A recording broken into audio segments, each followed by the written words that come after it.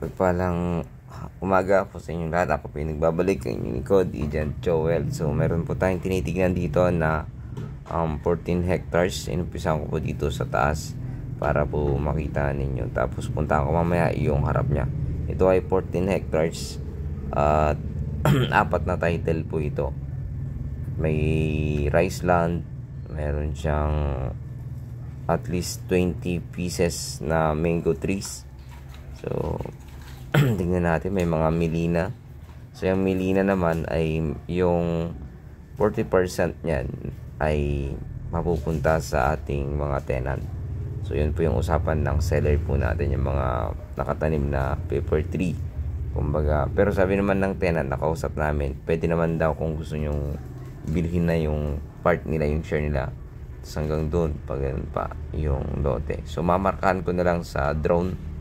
Medyo maluwag itong 14 hectares, pero ipapasilip ko lang po yung mga palayan at the same time mga manggahan.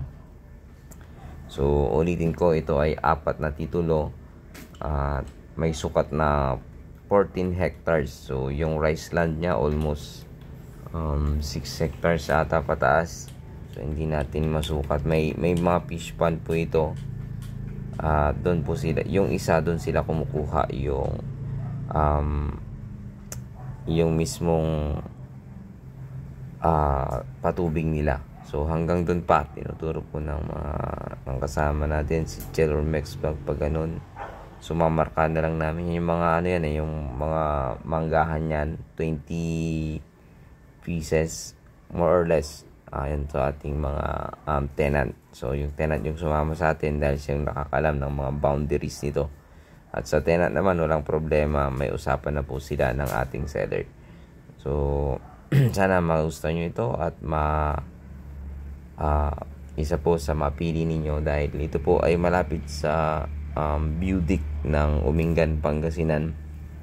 Medyo ilang kilometro lang ay nandun ka na sa part na yun. So ito rin po ay pwede kang dumaan from Talugtog hanggang dito, or pwede rin po sa bayan ng Umingan, Pangasinan. So ulitin ko, with rice land, parang farmland.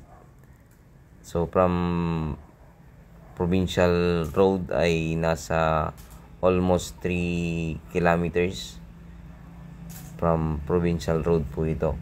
So yung barangay road niya hindi pa po siya na yan, yung mga pagkikitan po yan hanggang doon, pero pupuntahan po natin. Yung barangay road niya hindi pa po cemented road kasi farm to market road po yan. Kanya-kanyang donate po ng mga magsasaka para may kanya-kanya po silang daanan. Puntahan natin yung mismong daan para makita po ninyo yung nakadikit po siya sa daan. Pasok naman ang sasakyan, nga lang syempre hindi pa siya sementado yung ating yung barangay road. May part na napagitnaan ng daan yung lupa, kaya nakapagitna po siya. Tapos meron din siyang mga boundaries na dyan, napasukat na din daw to. So hindi ko lang alam kung mahanap pa yung muhon. Yan yung padiretso po dito sa part natin, yung kahoy na yan hanggang dito. So ulitin ko, ito ay bayan ng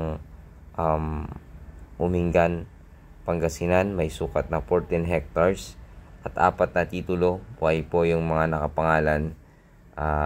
Ito po ay may presyong 120 per square meter. Ayan, yung puno na yan padiretso po dito sa atin. So simula dito lang po siya nakadikit sa daan. So pag ganun po siya, yan, pag ganyan po. So mamarkahan na lang po namin sa drone para makita ninyo. Ulitin ko, ang presyo nito ay 120 per square meter. So sagot po nila ang capital gain tax sa 120 pesos per square meter. So ayun, muli, sana magustuhan nyo po ito at pakitawagan po ako sa aking numero na nakalagay sa screen at sa aking Facebook account. At sa lahat po ng bago, paki-like and share naman po upang mas marami pong makakita ng aming munting vlog. Muli, maraming salamat. God bless you all.